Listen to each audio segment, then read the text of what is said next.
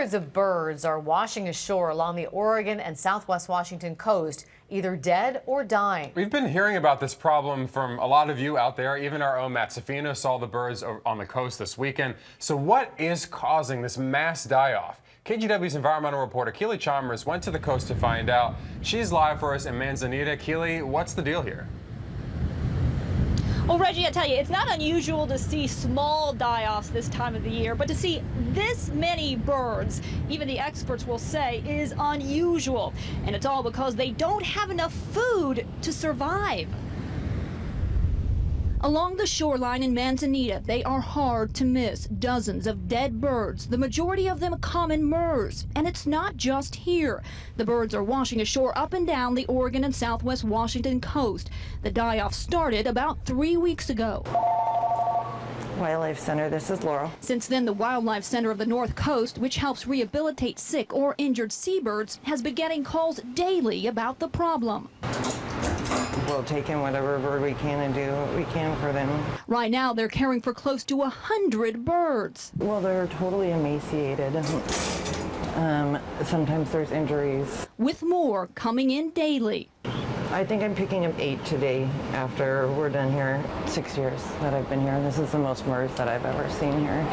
I can't remember a time when it's been this bad. So what's causing this die-off? Well, according to biologists, the birds don't have enough food to eat. The fish they would normally be eating are scarce. And it's all because the ocean is too warm. It really limits the productivity of the ocean from the base level. And so in the case of the common murre, which feeds on small fish, these are just not as plentiful as they normally are during a normal ocean condition year. And according to the Oregon Department of Fish and Wildlife, this could be just the beginning. It expects this die-off will continue at least into the fall. And what is happening to the common murre right now could start happening to other seabirds. We're bracing ourselves for more of this.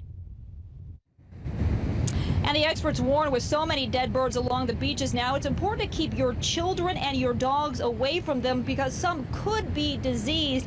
And they say if you do see a bird in need of help here along the beach, your best bet is to call the Oregon Department of Fish and Wildlife. It will send a biologist or someone out to pick it up. Back to you.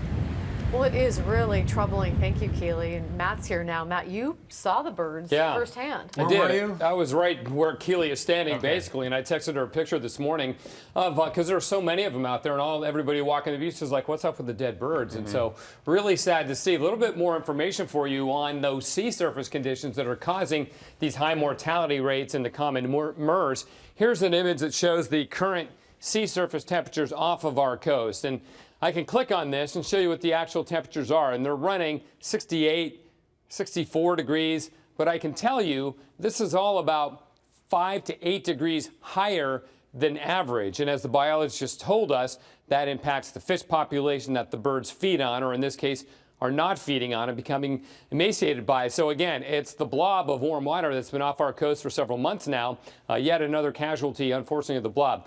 I'm hoping that as we go into the fall storm season, we pick up stronger winds aloft and stronger storms over the ocean. It'll mix that water, cool it off, and things will get back to normal. But we're going to have to wait and see on that. The blob's been there for quite a while. Okay.